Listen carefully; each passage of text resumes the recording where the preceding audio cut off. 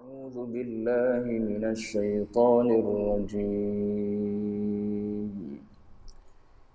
إن الذين يكتمون ما أنزل الله من الكتاب ويشترون به ثمنا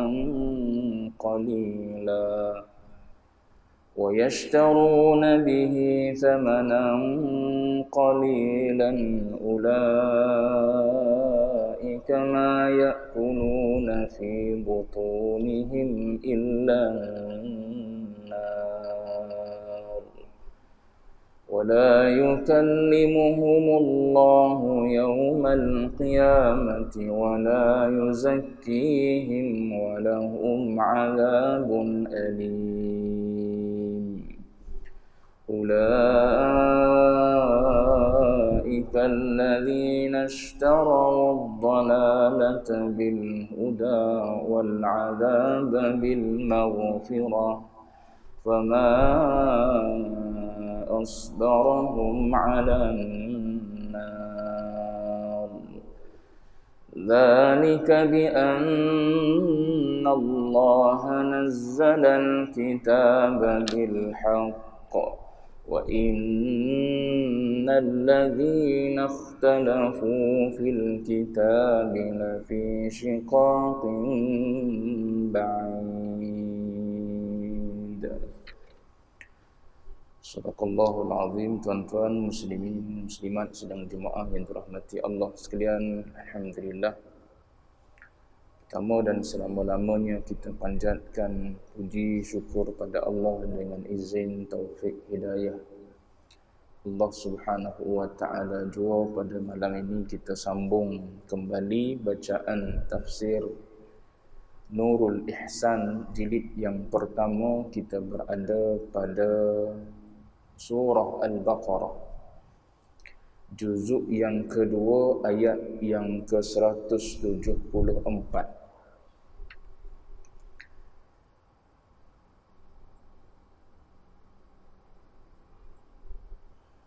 Kata Allah, innal ladzina yaktumuna ma anzalallah.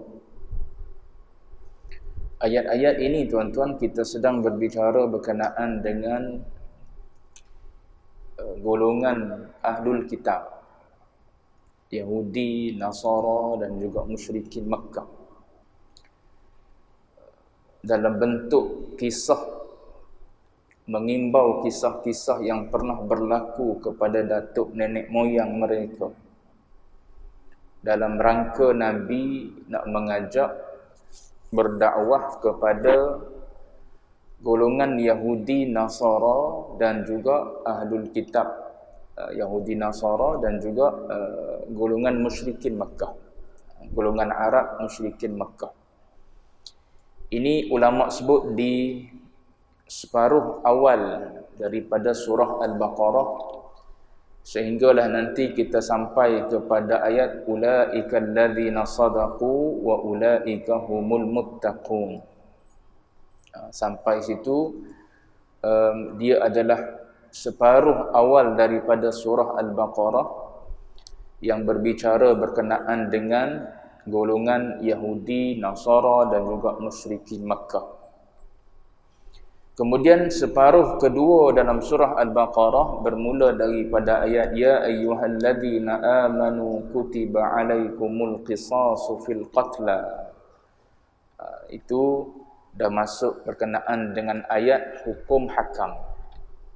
Jadi separuh yang pertama ni kita sedang melihat masih dalam kisah golongan Yahudi dan Nasara, ahlul kitab, dan juga golongan musyrikin Makkah. Jadi ayat yang kita sedang baca, yang saya bacakan tadi, yang kita sedang lihat tafsirannya ini adalah ayat berkenaan dengan orang yang sembunyi hukum. Siapa yang sembunyi hukum dalam ayat ni? Dia merujuk kepada ulama Yahudi lah, ulama Nasrani yang digelar sebagai ahbarul Yahud. Mereka ini adalah para alim ulama. Cuma walaupun ayat ini secara khususnya bercerita tentang ulama Yahudi, namun kita boleh ambil juga pengajaran, sebab kaedah mengatakan al-ibratu bi'umumil lafzi la bi khususis sababi. Ayat ini khusus diturunkan sebabnya Allah Ta'ala nak menceritakan bagaimana penyelewengan atau penyembunyian yang dibuat oleh ulama Yahudi terhadap kalam Allah, terhadap ayat-ayat Allah yang diturunkan dalam kitab Taurah maupun kitab Injil, Zabur. Cuma secara umum untuk kita ambil pengajaran, maka boleh kita ambil pengajaran untuk kita orang yang beriman ini, golongan-golongan agamawan, golongan-golongan yang berilmu tentang agama ini, haram menyembunyikan sesuatu kebenaran yang dinyatakan oleh Allah dan Rasul. Gitu. Baik, jadi ayat ini kata Allah, innal ladzina yaktumuna ma anzalallahu minal kitab. Kata Allah bahawasanya segala mereka itu tu merujuk kepada ulama Yahudi lah. Sebab ayat ni turun kepada ulama Yahudi. Bahawasanya segala mereka itu ulama Yahudi yang sembunyi mereka itu akan barang yang telah turun, yakni yang telah menurun. Anzala dengan makna menurun. Kalau diterjemah dengan makna turun, dia kena guna kalimah nazala. Dia tak guna anzala. Kalau anzala ni menurun. Jadi tak apalah, pengarang kitab ni guna kalimah turun. Cuma kita kena faham turun sini dengan makna menurun, yakni Allah Ta'ala menurunkan Al-Quran. Kalau dengan makna turun, siapa yang turun? Allah lah yang turunnya. Gitu beza nazala dengan anzala. Jadi ayat ni guna anzala. Innal ladzina yaktumuna ma anzalallah. Baik. Apa yang mereka sembunyikan, barang yang telah turun, yakni telah menurun oleh Allah Ta'ala. Bayan dia, daripada tu bayan, nak menerangkan apa yang diturunkan oleh Allah Ta'ala kepada mereka tu. Kitab. Kitab ni kitab apa? Yahudi. Kitab Taurat lah. Yang Allah Ta'ala turun kepada bangsa Yahudi ataupun kaum Yahudi, iaitu kitab Taurat. Apa yang mereka sembunyikan, bayan lagi, keterangan lagi, daripada sifat Nabi, yakni Nabi Muhammad. Dan waktu zahir Nabi Muhammad. Itu yang disembunyikan oleh golongan Yahudi. Sebab apa mereka sembunyikan ni? Mereka tak nak pengikut-pengikut mereka tahu. Sebab Nabi-Nabi sebelum daripada ini ramainya datang daripada keturunan mereka, bukan daripada bangsa Arab, dan bukan juga daripada tanah Hijaz, daripada Mekah, Madinah. Mereka ni daripada kalangan Nabi Allah Ishaq, Yaqub, keturunan tu. Dulu adalah, dulu Ibrahim, Ismail, berapa tahun dah? 2000 tahun lebih dah. Di antara Nabi Ibrahim, Nabi Ismail nak sampai kepada Nabi kita Muhammad ni 2000 tahun lebih dah. Nabi tak diutus, Rasul tak diutus kepada bangsa Arab, maknanya daripada kalangan bangsa Arab. Yang duduk zahirnya Nabi dan Rasul ni daripada bangsa mereka, daripada keturunan mereka, iaitu Nabi Allah Ishaq, Nabi Allah Yaqub, Nabi Allah Yusuf. Situlah turun semuanya daripada Yahudi, Bani Israel. Jadi bila yang terakhir ni dalam kitab mereka sebut dah, dalam kitab Taurat, dalam kitab Injil, dalam kitab-kitab Samawi yang lain duk cerita dah, Nabi akhir zaman ni lahirnya bukan daripada bangsa kamu, daripada bangsa Arab, dan dicerita dah ciri-cirinya macam mana, manusia yang macam mana sifat dia, fizikalnya macam mana, disebut dah dalam kitab-kitab mereka tu. Jadi mereka ni Allah Ta'ala sebut dalam ayat sebelum-sebelum ni, Allah Ta'ala mengatakan ya'rifunahu kama ya'rifuna abna'ahum. Mereka ni mengenalinya Nabi kita Muhammad, Nabi akhir zaman yang lahir di dalam kalangan bangsa Arab ni. Mereka kenalnya kama ya'rifuna abna'ahum, sebagaimana mereka kenal anak-anak mereka. Mereka kenal anak mereka, tak apalah, mereka nampak di depan kan. Allah Ta'ala nak beritahu betapa jelasnya Allah Ta'ala beritahu perihal Nabi yang lambat lagi nak zahir dalam kitab Taurat yang turun pada Nabi Musa alaihissalam kan. Kalau kita Injil dekat sikit dengan Nabi Isa, selepas Nabi Isa Nabi kita Muhammad dah. Nak beritahunya dalam kitab Taurat yang diturun kepada Nabi Musa tu dah perinci, dan mereka boleh kenal fizikal Nabi yang nak lahir lambat lagi sebagaimana anak yang ada di depan mereka. Maknanya kalau anak tu katakanlah orang beritahu sifat sekian-sekian, sekarang ada bertemu seorang budak hilang tadi, macam tuan-tuan pergi ke pasar raya kan, kemudian ada pengumuman, tiba-tiba ada pengumuman dengan mikrofon dengan speaker pasar raya tersebut, ada seorang kanak-kanak hilang, berpakaian baju kemeja berwarna merah, berseluar jin berwarna biru, tingginya lebih kurang dalam 90 cm contohnya, kemudian dia berambut kerinting dan sebagainya. Beritahu kita yang terdengar tu anak kita ke tu, baru perasan anak kita tertinggal, terlepas pandang dan sebagainya. Sebab apa? Sebab ibu dan ayah akan kenal anak dia, ciri-ciri dia, fizikal dia macam mana. Begitulah Allah Ta'ala buat perumpamaan golongan Yahudi, golongan Nasara ni, dia diberitahu oleh Allah Ta'ala dan mereka boleh kenal Nabi ni umpama mereka kenal anak-anak mereka. Namun di sinilah Allah Ta'ala beritahu penyelewengannya. Penyelewengan ni dibuat oleh siapa? Oleh agamawan mereka, oleh ulama mereka, ahbarul Yahud. Apa yang mereka buat? Mereka sembunyikan. Innal ladzina yaktumuna ma anzalallahu minal kitab. Mereka ni telah menyembunyikan apa yang telah Allah Ta'ala turunkan di dalam kitab, yakni kitab Taurat, penerangan berkenaan dengan sifat Nabi dan juga waktu zahirnya ataupun waktu keluarnya Nabi kita Muhammad. Dia tak payah seleweng banyak. Kalau seleweng banyak orang perasan. Macam Quran, katakanlah Al-Quran orang nak ubah. Kalau dia ubah satu surah, orang tahu.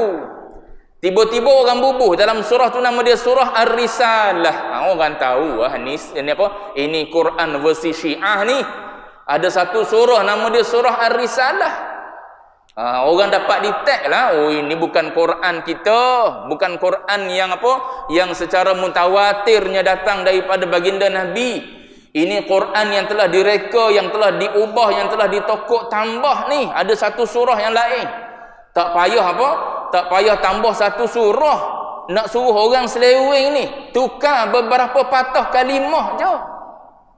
Tambah-tambah kita macam kita orang awam ni yang baca Quran pun teramat-amat jarang, lagilah tak tahu walau satu dua patah kalimah tu telah ditukar, telah diubah, ataupun tak ditukarlah, tersilap cetak pun kita tak boleh detect dah, kita orang awam. Ni begitulah ibaratnya peranan agamawan mereka ni lah buat kerja jahat ni. Dia orang ubah. Diberitahu dalam kitab mereka bahawa Nabi kita Muhammad ni adalah orangnya putih kemerah-merahan. Dia ubah dalam tu, dia beritahu Nabi akhir zaman ni orangnya berwarna sawo matang, berwarna hitam. Sawo matang hitam ni bukannya satu surah, tuan-tuan, satu kalimah je. Bila tukar satu kalimah sudah cukup dah.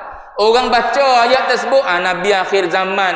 Ada lagi selepas Nabi Isa alaihissalam, selepas Nabi kita Musa dulu, ada lagi Nabi akhir zaman.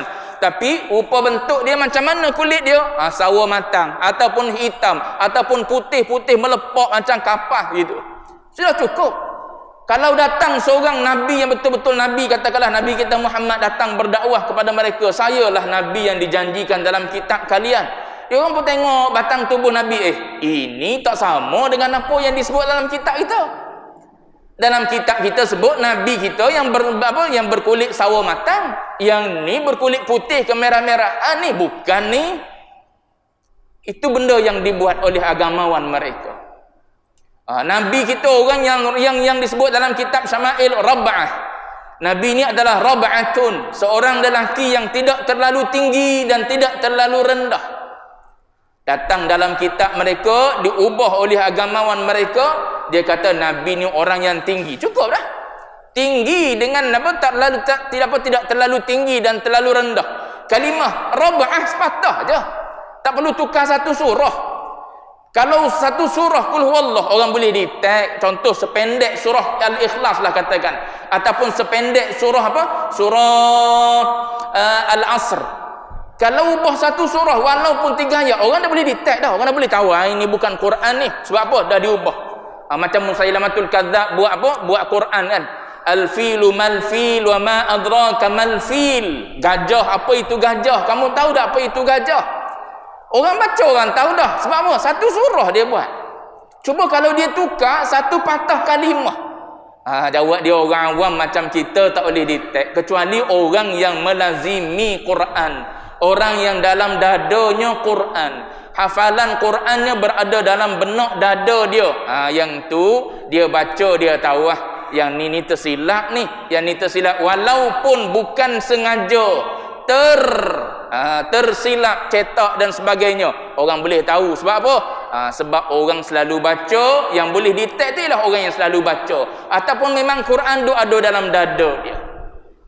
Tapi bijaknya ulama Yahudi ni dia buat gitu, dia ubah sepatah kalimah, sehinggalah pengikut dia tak kenal Nabi yang asalnya disebut Nabi akhir zaman ni adalah rambutnya ikan, tak terlalu terinting, tak terlalu lurus. Tapi dia ubah Nabi akhir zaman yang lahir nanti berambut kerinting ataupun berambut lurus. Cuba datang seorang yang mengaku akulah Nabi akhir zaman, diturunkan wahyu kepadaku, tapi tengok rambut tak kerinting pun, ataupun rambut tak lurus pun. Ni bukan Nabi akhir zaman. Tu kerja yang dibuat oleh ulama Yahudi, khianatnya mereka. Baik. Jadi begitulah juga kalau kita nak ambil pengajaran ulama-ulama kita yang ada pada hari ini. Kalau kita nak ambil pengajaran daripada ayat ni, sebagaimana Allah Ta'ala cerita ulama Yahudi menyembunyikan hukum, menyembunyikan ayat-ayat Allah Ta'ala yang diturunkan dalam kitab Taurat, maupun Injil, maupun Zabur. Begitulah juga ulama-ulama asatizah agamawan yang ada di zaman kita hari ini. Antara perbuatan keji, perbuatan yang diharamkan, dimurkai oleh Allah Ta'ala ialah bila mana agamawan menyembunyikan ayat-ayat Allah Ta'ala. Hukum hakam Allah Subhanahu Wa Ta'ala yang Allah Ta'ala wajibkan supaya kita laksana dan buat, tapi sebab nak menyelamatkan diri, nak menyelamatkan kelompok, nak menyelamatkan macam-macam lah benda kita nak selamatkan, maka kita pun menyembunyikan hukum perintah daripada Allah Subhanahu Wa Ta'ala.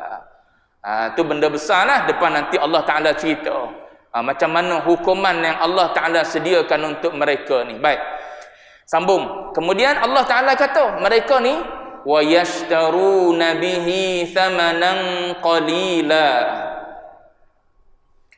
dan membeli mereka itu dengannya, dengan sembunyi itu. Membeli dengan makna menukar. Jual beli ni kan dengan makna muawadah. Jual beli ni, kita berjual beli ni kan dengan makna muawadah, dengan makna tukar. Kita bagi kepada penjual duit, kita ambil daripada dia benda ataupun barang. Kita bagi kepada dia RM5, kita dapatlah sepaket Maggi contohnya. Dia panggil muawadah, membeli dan menjual. Jual belilah. Jual beli ni dia panggil tukar. Dan membeli yakni tukar. Siapa ni? Ulama Yahudi itulah. Dan yakni mereka tu membeli mereka itu dengannya, dengan menyembunyi tu, akan harga yang sedikit. Apa harga yang sedikit tu? Bayan dia. bayan kepada harga yang sedikit, iaitu dunia. Tu apa yang mereka nak ni?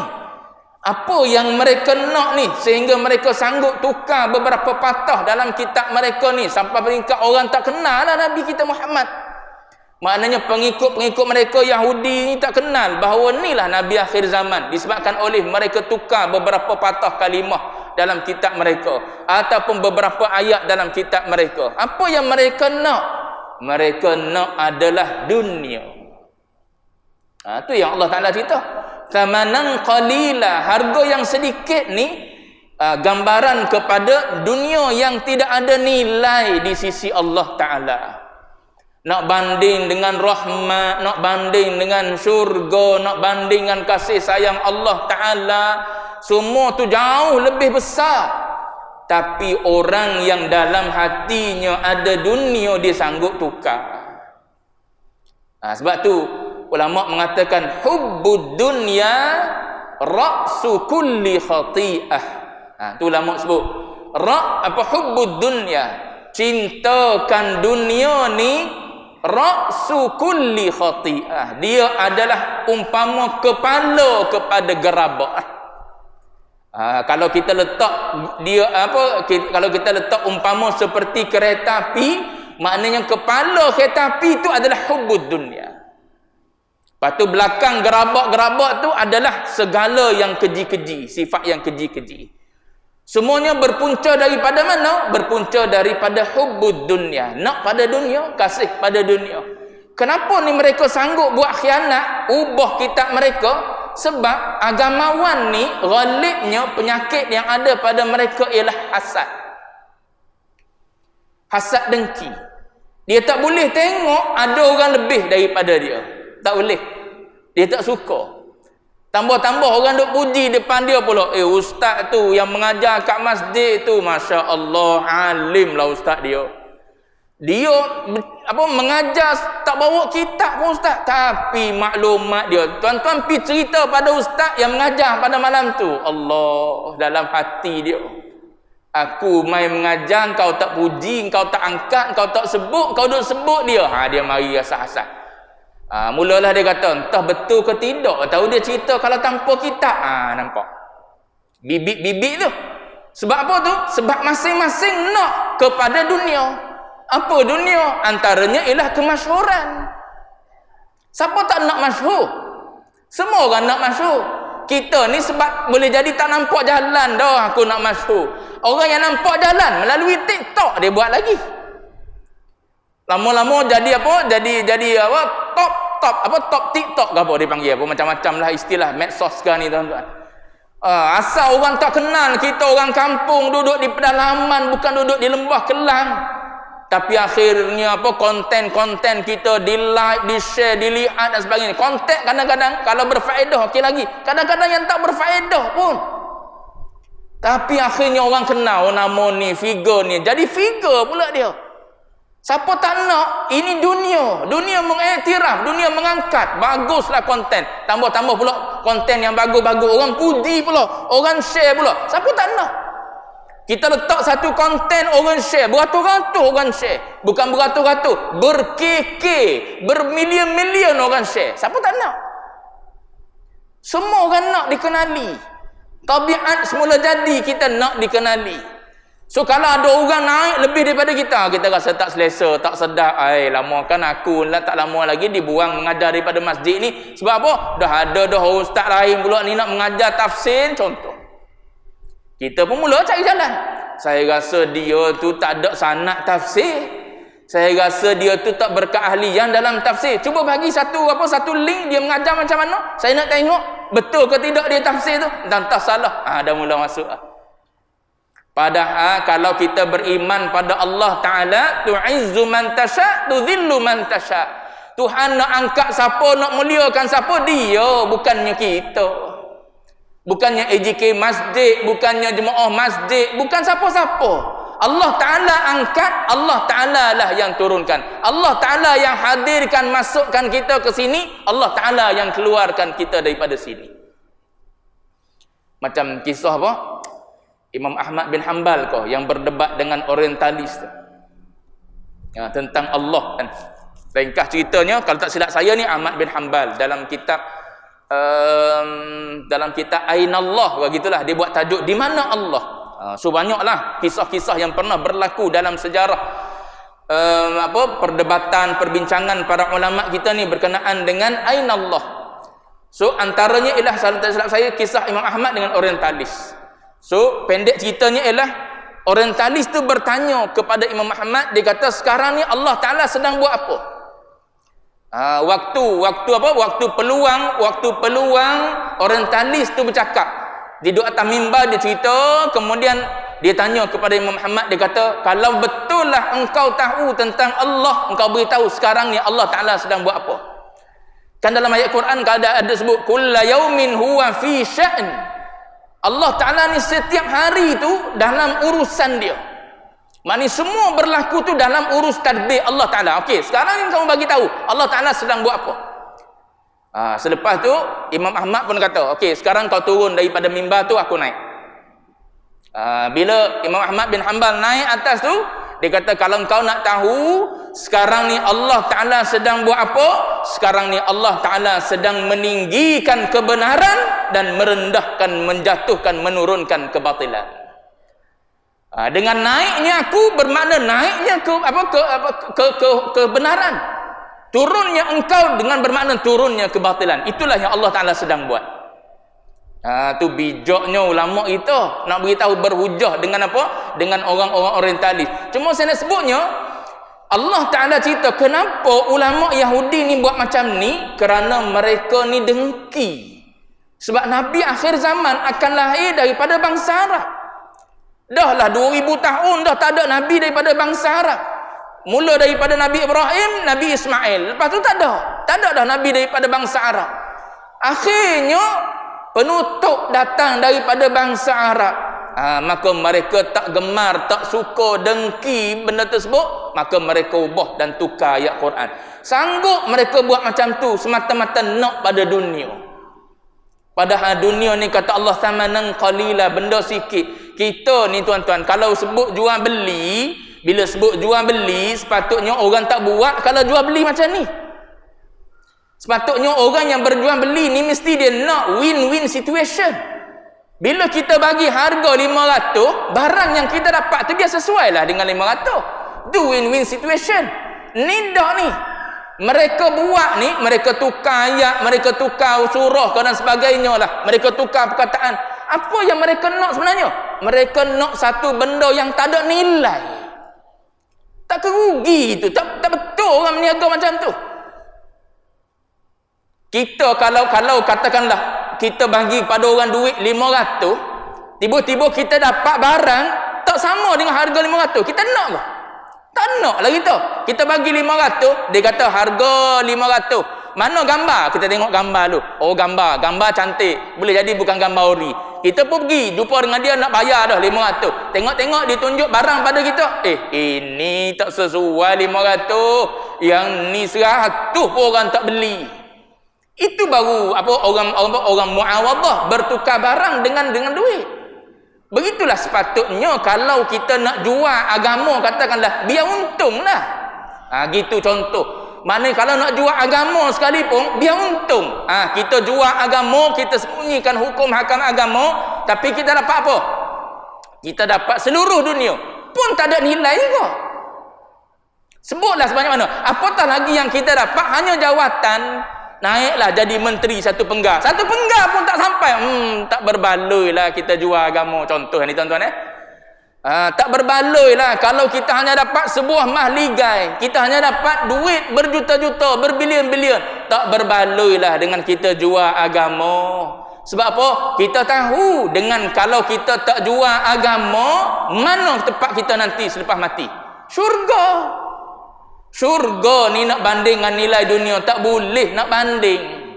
Sebab apa? Nikmat yang terlalu besar. Tuan-tuan mengaji dah kan. Dunia nak banding dengan alam yang kita lalu. Proses melalui satu alam demi satu alam. Alam yang kita lalu ni mula daripada alam rahim, kemudian alam dunia, alam barzakh, kemudian alam selepas itu alam akhirat. Alam yang kita lalu ni semakin besar dan semakin besar. Kita duduk di alam rahim sempit. Bila kita keluar ke dunia, Masya Allah, luasnya dunia. Tuan-tuan jangan ingat dah luas dah dunia ni. Bila kita ke alam barzakh, Masya Allah, Nabi cerita, bila engkau duduk di alam barzakh, setelah ditanya kepada engkau tentang Tuhan, kau boleh jawab semua sekali, maka malaikat pun berkata kepada engkau, tidurlah engkau, berehatlah engkau sebagaimana berehatnya pengantin pada malam pertamanya. Kemudian dibuka dan dilapangkan sejauh mata memandang. Itu untuk kita seorang. Dalam Quran tuan-tuan taklah bayang, tak payah cerita lah. Allah Taala cerita tentang syurga untuk seorang hamba. Arduha ka'ardis sama'i wal ard. Lebar Allah Taala cerita. Bila lebar tak payah cerita lah dengan panjang, sebab lebar lebih pendek daripada panjang. Lebar Allah Taala kata langit bumi. Tuan-tuan pernah tahu langit duduk kat mana? Tak ada orang tahu langit kat mana. Nampak je orang kata langit ni yang biru ni, tapi ya ke langit tu dekat je dengan kita? Jauh. Tak ada orang sampai ke langit. Yang orang duk pi planet apa, planet Zuhrah ke, kalau ada orang sampai ke planet yang terakhir, planet Pluto sekalipun, dia masih dalam cakrawala kita, masih dalam langit yang pertama, tak sampai pun langit yang pertama. Allah Ta'ala kata arduha ka'ardis samawati wal ard. Lebar satu syurga yang aku bagi kepada hamba aku nanti, lebar dia bumi ke langit. Tu lebar, tuan-tuan tak payah tanyalah panjang. Sebab panjang mesti lebih panjang daripada lebar. Itu untuk seorang.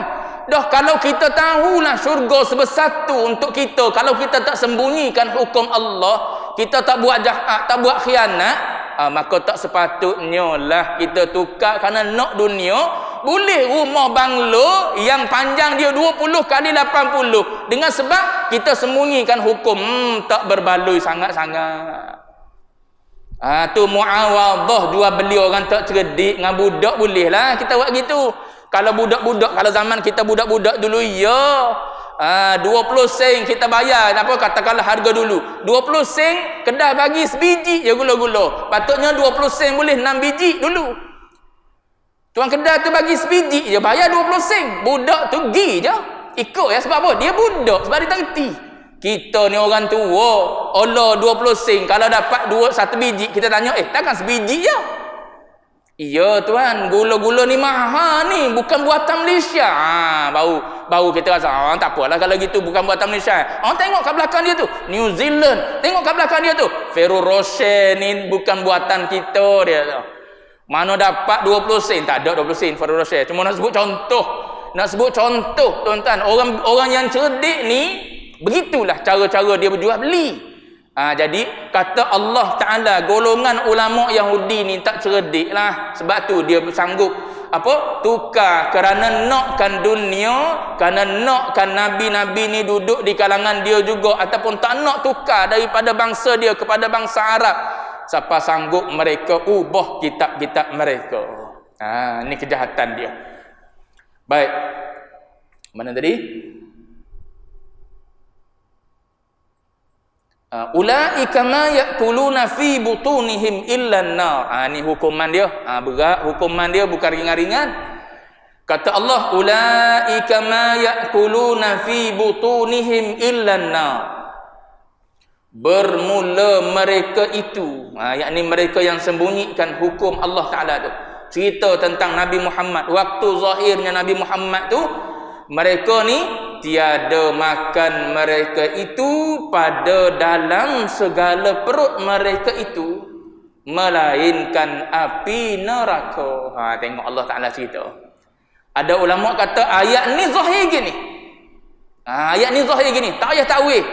Sebab tu Allah Ta'ala guna fi butunihim. Memang betul makan api. Memang betul-betul makan api. Bermula mereka itu tiada makan mereka itu pada dalam segala perut, yakni makan dalam perut betul. Apa yang mereka makan? Tak lain dan tak bukan api neraka. Sebab apa? Kerana bahawasanya neraka tempat kembalinya, tempat kembali mereka ni lah. Maknanya apa? Maknanya betul-betul dalam mereka ni, dalam perut mereka tu api.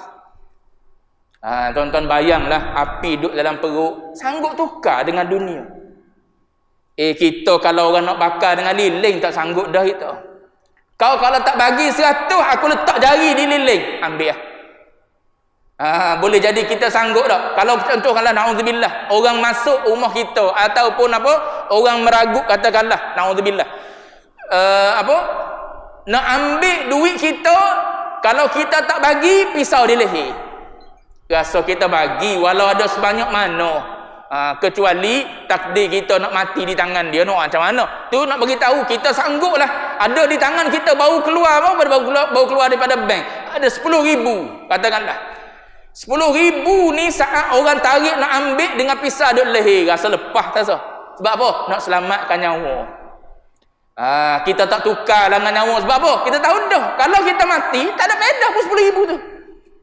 10,000 yang kita terlepas tu boleh jadi sempat boleh dapat semula kalau kita pergi report cepat-cepat pada polis dan sebagainya, ataupun kita menjerit, kita melawan, boleh jadi ramai orang mari tolong, kita boleh dapat balik 10,000 tu. Tapi kalau 10,000 tu duduk tangan kita dengan dia pancung leher kita, tak ada faedah lah 10,000 tu. Orang yang lain pula yang bukan nak merampok, nak meragut pula, pi pakat kutip bagi sikit-sikit seorang sebelum buat laporan polis, orang ni dibunuh oleh peragut dan sebagainya. Cuma nak sebutnya contoh. Allah Ta'ala kata orang ni dalam perut mereka nanti adalah api. Bayangkanlah, api pula bukan api dunia. Yang api dunia ni satu daripada 99 kepanasan neraka. Yang di neraka nu berkali-kali ganda kepanasan dia, bukan 100 darjah Celsius, bahkan lebih beratus-ratus, beribu-ribu. Jenis api pula macam-macam warna pula. Allah Taala cerita dalam Nabi cerita dalam hadis. Cuma nak sebutnya ialah makan mereka ni adalah makan yang hakiki di dalam neraka nanti, makan api. Baik. Ada juga ulama kata bukan makna makan hakiki, cuma ini dengan makna dia panggil apa? Taukid, nak menegaskan memang makan. Tapi makan seksaan lah. Makan berbagai-bagai bentuk seksaan yang ada dalam api neraka tu. Tu di antara apa yang disebut oleh ulama. Banyak lagi lah ayat macam ni. Ada ayat yang berkenaan dengan makan harta anak yatim. Allah Ta'ala sebut dalam ayat lain, innal ladzina ya'kuluna amwalal yatama, sesungguhnya orang yang makan harta anak yatim zulma, secara zalim. Allah Ta'ala kait situ, makan secara zalim. Maknanya kalau makan secara tak zalim tak apa. Contoh macam mana? Kita yang jaga anak yatim ni, kita pun orang susah juga.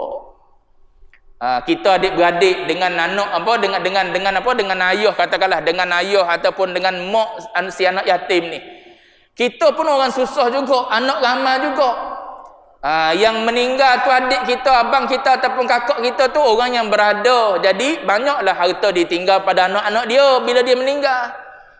Jadi boleh kalau kita nak guna untuk keperluan anak yatim tersebut dengan cara yang baik. Hatta kalau kita sendiri pun tak ada nak makan, untuk kita tumpang makan sekali pun boleh, agama benarkan. Itu cerita dalam fiqh lah.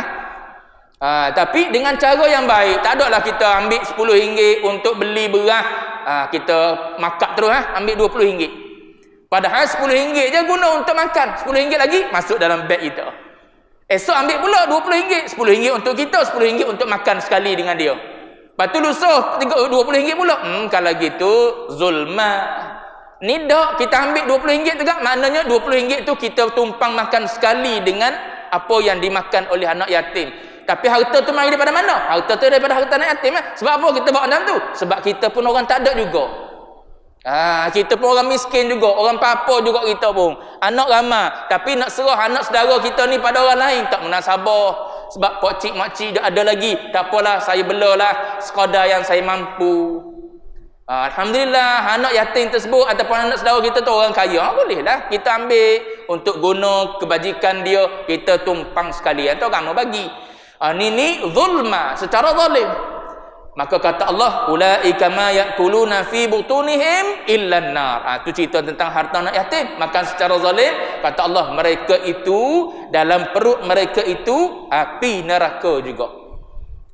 Api neraka duduk nyala dalam perut. Ibarat macam makan bara, kunyah tak mati. Orang kalau berani sekalipun dia ambil obor dia buh di mulut, waliknya nyala sekejap dalam mulut, lepas tu apa padamlah api tu. Ni dak telan dalam keadaan menyala api tu masuk dalam perut, menyala dalam perut pula.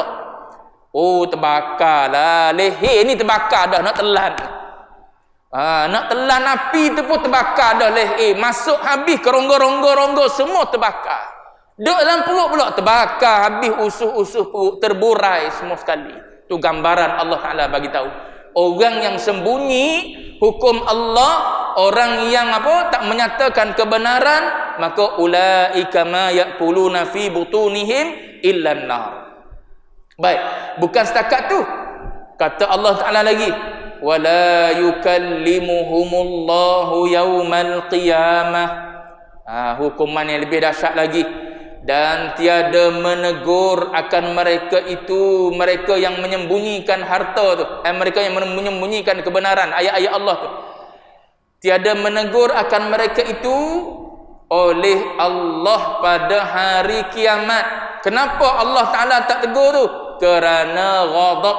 Ghadab ni apa? Marah, yakni sangat marah atas mereka itu. Tak menegur. Tak menegur Allah ni maksud dia macam mana? Tak tegur dengan kalam rahmah dipanggil. Bukan maknanya tak bercakap. Bukan maknanya Allah Ta'ala dengan mereka ni tak bercakap, tidak. Tapi perkataan yang keluar kalau bercakap pun perkataan marah. Tidak kalam rahmat, tidak kalam kasih sayang dah. Berbeza dengan kalam Allah Ta'ala saat berbicara dengan orang-orang yang beriman. Maka perkataan tu perkataan yang lembut, yang sopan, yang menzahirkan kasih sayang Allah Ta'ala pada hamba-hamba dia yang taat ni. Tapi untuk mereka ni, Allah Ta'ala tak bercakap kecuali dengan kalam ataupun perkataan marah. Macam kita lah. Macam kita tengah-tengah marah kan. Tengah-tengah marah tak bercakap tu. Tengah-tengah marah jangan tegur. Mak kata jangan tegur ayah tu, bad mood tu hari ni tu. Jangan tegur. Kalau tegur sekalipun dia jawab, oh cengeng molek. Dalam keadaan banking, dalam keadaan nak marah, jawab pun jawab nak marah. Nak makan apa dia? Ikutlah. Sebab apa tu? Sebab nak marah tu. Masalah apa yang ada aku makan belakang. Tu tanya jawab pun dalam keadaan nak marah. Sebab apa? Jiwa tengah nak marah. Cuba dalam keadaan sejuk, dalam keadaan reda. Masa tu orang tak tegur pun kita tegur. Bila saat marah ni nak tengok di mata orang pun tak berani. Tengok mata orang yang nak marah, lagi ya. Ni ibarat gambarannya. Kalau kita nak faham, gitulah orang bila kena marah. Gitulah bila tengah marah, maka begitulah keadaan Allah Ta'ala yang marah pada mereka ni, cakap tak nak. Tuan-tuan, benda ni lebih besar lagi hukuman dengan api duduk dalam perut. Sebab apa? Sebab hari akhirat ni tak ada tuan yang lain kecuali Allah. Akhirat ni tak ada tuan yang lain kecuali Allah. Dunia ni tak apa. Dunia ni 10 orang sahabat kita. Kita ada 10 orang sahabat. Seorang marah pada kita tak nak bercakap. Ada 9 lagi. Kita pergi rumah, pergi ke kenduri. Kita pergi kenduri, rumah tuan rumah, rumah si fulan bin si fulan, rumah si A.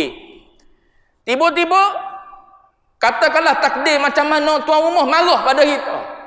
Tuan rumah marah pada kita saat tu, walaupun ada kawan pun tak sedap dah kita duduk situ. Entah tak kena macam mana, kita pergi pecahkan pinggan dia, contohnya pinggan Itali. Orang beli waktu duduk overseas dulu, balik Malaysia buatlah housewarming. Ajaklah kawan-kawan, kita pergi ambil pinggan, pegang pinggan dia pecah. Allah, dia beli ber-USD dia beli. Maka dia pun marah, takdir katakanlah dia sanggup marah depan-depan orang ramai pada kita. Padahal dalam majlis tu ramai lagi yang kita kenal sahabat-sahabat lain, tapi rasa tak sanggup kita nak duduk lama situ. Kita pun akak punggung balik, Allah rasa hinanya aku depan-depan orang dia marah. Upo-uponya pinggan ni lagi mahal daripada aku, upo-uponya. Itu kita akan terasa. Saya sebut contoh nak suruh mudah faham. Tuan-tuan, kita pergi ke akhirat, tak ada orang tolong. Anak pinak pun lari, kata Allah Ta'ala, yauma yafirrul mar'u min akhi. Adik-beradik lari. Wa ummihi wa abi. Yang atas dunia duk kasih, duk sayang pada kita, lari, kata Allah. Apa lagi? Wa sahibatihi wa bani. Teman-teman, suami, isteri, anak-anak, lari. So kita seorang-seorang diri, bawa diri masing-masing. Tempat kita tak pernah pergi, tak ada orang nak tolong kita. Dalam riwayat lain sebut, dalam hadis lain sebut, tak ada seorang berani angkat kepala. Yang beraninya dalam keadaan tunduk, jeling tengok. Ada orang tanya, kita ni kat mana sekarang ni? Depan kita ni apa tu? Dalam keadaan tunduk, jeling jawab untuk orang sebelah. Tak berani nak angkat kepala. Tu Nabi cerita keadaan di hari akhirat di mahsyar. Tuan-tuan bayangkan, kita mari pula dah lah seorang diri kita, orang lain tak ada nak tolong kita, tiba-tiba Allah Ta'ala marah pada kita. Nak pergi ke mana? Kita nak balik ke dunia semula, tak boleh balik dah. Bila sampai ke akhirat, tak ada dah dunia. Lepas tu nak pergi ke mana kita? Tak ada dah, tahu dah lah. Ke hujung kita ialah neraka lah. Sebab apa? Tak ada dah. Allah Ta'ala tak redha pada kita. Kita sedap duduk ni sebab tuan rumah tu suka pada kita. Seronoklah duduk bersembang. Berjam-jam kita duduk. Daripada mula dia buka housewarming dia, pukul 12 katakanlah majlis dia, sampai pukul 4 petang kita duduk rumah dia. Kita duduk duduk makan sambil-sambil bersembang dengan teman-teman. Kita rasa nak semayang zuhur, kita naik semayang di atas dalam bilik dia. Kita turun duduk di bawah pula. Tolong dia angkat isi dan sebagainya. Dia pun rasa seronok dengan kita. Nak balik dah, duduk dulu, tunggulah sampai habis. Ni banyak lagi makanan, kau tak makan lagi, makanlah dulu. Tengok bila tuan rumah seronok dengan kita. So sebenarnya hukuman ini, hukuman Allah Ta'ala tak nak bercakap ni, hukuman yang lebih dahsyat lagi. Bagi orang yang ada perasaan cinta dan kasih. Bila kekasih tak nak bercakap, Allah susahnya. Tuan-tuan duduk dalam rumah, saat bini kita yang selama ni jadi teman sembang, teman berbual, tiba-tiba hari tu tak nak berbual dengan kita. Tarik muka, tak tahu apa benda tak kena. Ceritalah, abang tak tahu apa benda tak kena ni. Tolong bagi tahulah, tak nak jawab, tak nak cerita itu, senyap, bahkan masuk duduk dalam bilik seorang-seorang dia, tutup pintu kunci, ataupun duduk dalam bilik sekali dengan anak. Kita duduk dalam master bedroom seorang-seorang kita. Allah tak kenanya hidup hari itu. Berapa hari? 1 hari je. Tuan-tuan, akhirat berapa hari? 1 hari juga, tapi tak ada hujung. Akhirat 1 hari juga, tapi tak ada hujung. Dunia ni walaupun 1 hari, dia tetap ada hari kemudian hari, dan orang akan reda dan reda dan reda. Mungkin hari ni dia tak tegur, mungkin petang nanti dia dah mula stabil emosi dia mula tegur. Allah Ta'ala bila dia marah, kita datang bawa dosa banyak besar, tak taubat pada dia pula. Bila dia marah, dia tak nak bercakap. Dalam ayat lain sebut wala yanzuru ilaihim, siapa tengok pun tak nak. Allah, orang yang ada perasaan kasih ni, yang marah ni siapa kekasih kita? Allah. Tak nak pandang kita, tak nak tengok, tak nak bercakap. Allah susah hati.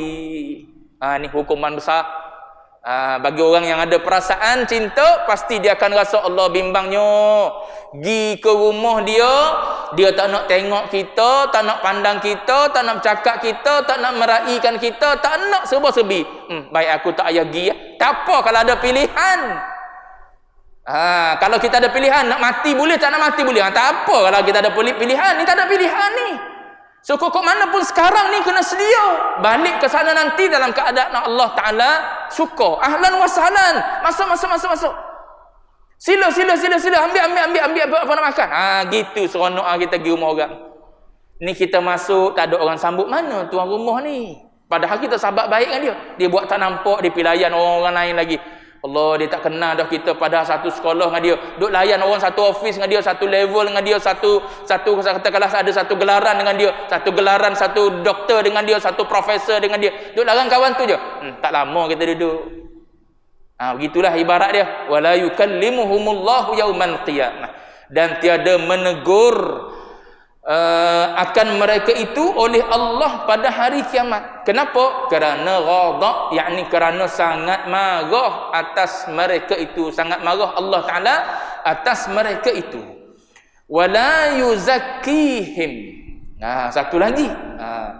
Wala yuzakkihim, dan tiada suci pun, tiada menyuci. Lebih sedap.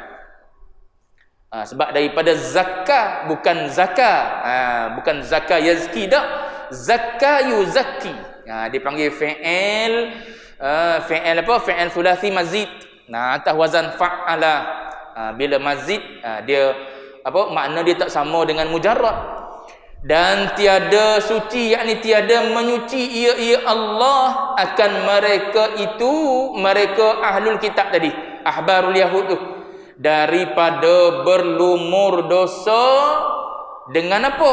Dengan diilham taubat atau Islam. Tu dua keadaan. Diilhamkan taubat, tu wala yuzakkihim tu. Wala yuzakkihim ni maksud dia, kalaulah kita ni ahli maksiat, kalau kita ni pendosa, katakanlah, Allah Ta'ala ni bila dia nak, maka dia boleh menyucikan kita. Dengan cara macam mana? Dia bagi ilham. Masih isyarat. Jadi saya nak berhenti setakat ni, sebab huraian wala yuzakkihim ni walaupun nampak pendek, kita nak kena tengok diri kita ni Allah Ta'ala tazkiyah ke tak. Sebab Allah Ta'ala bila dia nak kita ni ditazkiyah, maka dia bagi ilham. Dia bagi ilham untuk jadi orang baik, untuk jadi orang bertaubat, untuk jadi orang yang kembali pada Allah Subhanahu Wa Taala. Kita berhenti situlah. Wala yuzakkihim, tak habis lagi tentang hukuman untuk mereka ni, walahum adzabun alim. Situ baru noktah dia akan datang. Wallahu a'lam. Wa ilmuhul atam.